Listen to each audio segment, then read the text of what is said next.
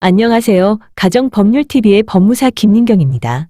오늘은 혼인외자의 가족관계 등록부에 생모의 이름을 올린 사례입니다. 달리 말하면 생모의 호적에 자녀의 이름을 올린 것입니다. 사연인즉 김미녀 씨는 자녀가 없이 남편과 이혼하고 살다가 이 생부를 만났습니다. 처음엔 이 생부가 유부남인지 몰랐습니다. 김미녀 씨는 이 장손을 임신한 후에야 이 생부가 유부남인 것을 알았습니다. 이 생부는 처와의 사이에 자녀가 없었기 때문에 장손이의 출생을 매우 기뻐했습니다. 그리고 장손이를 자신의 본처와의 사이에서 출생한 친생자인 양 출생신고를 했습니다. 장손이가 유치원에 들어갈 무렵 이 생부는 장손이를 미국에 있는 고모 집으로 보내서 미국에서 교육을 시키겠다고 했습니다. 김미녀는 미국으로 유학 보낸다는 말에 장손이를 보냈습니다. 장손이를 데려간 후 이 생부와 연락도 잘 되지 않았고 또 미국에 있는 고모 집으로 갔다고 하니 연락도 할 수 없어서 답답했습니다. 그러다 우연히 장손이가 미국에 있는 것이 아니고 친할머니가 키우고 있다는 것을 알았습니다. 이 생부가 자식 욕심이 나서 장손이만 데리고 가고 김미녀와는 관계를 정리하려고 했던 것 같았습니다. 김미녀 씨는 장손이를 키울 경제력도 없고 또 아버지 쪽에서 양육하는 것이 장손이를 위해서 나을 것 같아서 참았습니다. 그래서 장손이를 당장 데려오지는 못하지만 만약을 대비해서 장손이를 자신의 아들로 호적에 올리고 싶었습니다. 이미 본처 앞으로 출생신고가 되었고 장남이의 할머니가 키우고 있는데도 김미녀의 자식으로 가족관계 등록부를 정정할 수 있을까요? 김생부가 장남이를 본처와의 사이에서 출생한 것처럼 출생신고한 것은 잘못된 출생신고이므로 당연히 정정할 수 있습니다.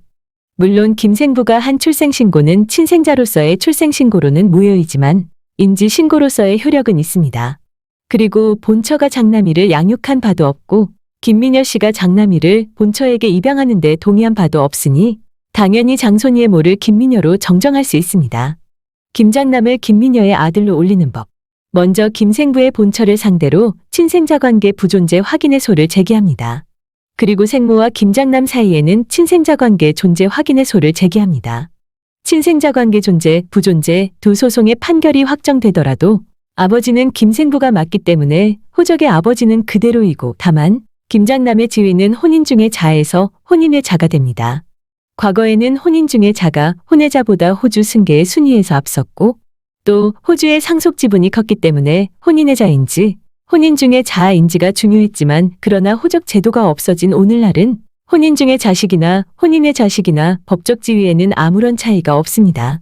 친생자관계 존부 확인 소송에서 주장 사실을 입증하기 위하여 유전자 시험 성적서를 첨부해야 하고 변론 기일에 출석해야 합니다. 판결 선고 기일에 본처와 김장남 사이에는 친생자 관계가 존재하지 않고 김미녀와 김장남 사이에는 친생자 관계가 존재한다는 판결이 나오게 됩니다. 이 판결 정본과 확정 증명을 첨부해서 시군, 구, 읍, 면사무소에 가서 판결 내용에 따른 등록부 정정 신고를 하면 가족관계 등록부가 정정됩니다. 정정되고 나면 제적부에서 김장남의 모란에 적힌 본처 이름이 말소되고 생모인 김미녀의 이름이 적히게 됩니다. 그리고 각자의 가족관계 증명서를 발급받으면 장남의 증명서에는 어머니로 김미녀가 나오고 김미녀의 가족관계 증명서에는 아들로 이 장남이 나오게 됩니다. 친생자관계 존재, 부존재 확인 소송 비용. 여러분이 가장 궁금해하시는 점이 바로 비용인 것 같습니다. 유전자 검사를 하실 분이 생존해 계실 경우 판결을 받기까지 소송 한 건당 법무사 보수는 50만 원입니다. 공과금은 별도고요.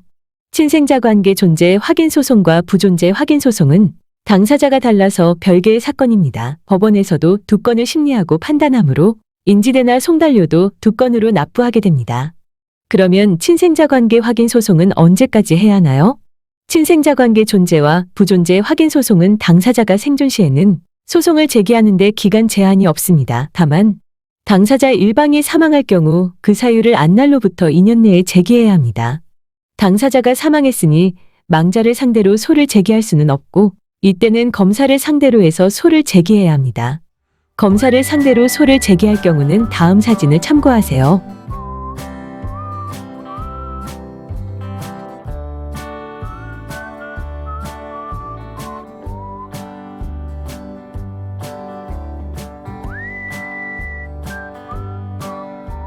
그러면 언제 친생자관계 존부 확인의 소를 하면 좋을까요? 물론 사정이 있겠지만 가능하면 당사자들 생존 시 빨리 하는 것이 좋습니다. 상황에 따라 자녀의 성과 본이 바뀔 수도 있으므로 이러한 일들은 자녀가 학교에 입학하기 전 또는 늦어도 자녀가 결혼하기 전에 하는 것이 좋습니다.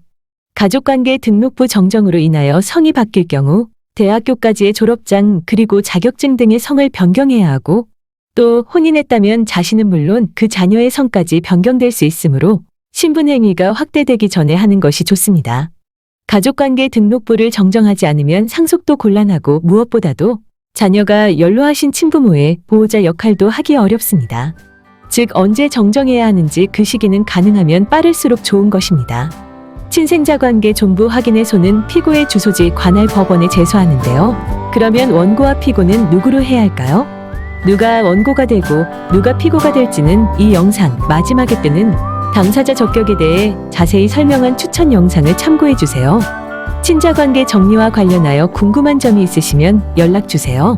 풍부한 경험과 노하우로 의뢰인께 꼭 맞는 절차를 찾아 정확하고 신속히 진행해 드리겠습니다. 시청해 주셔서 감사합니다. 오늘도 행복한 날 되세요.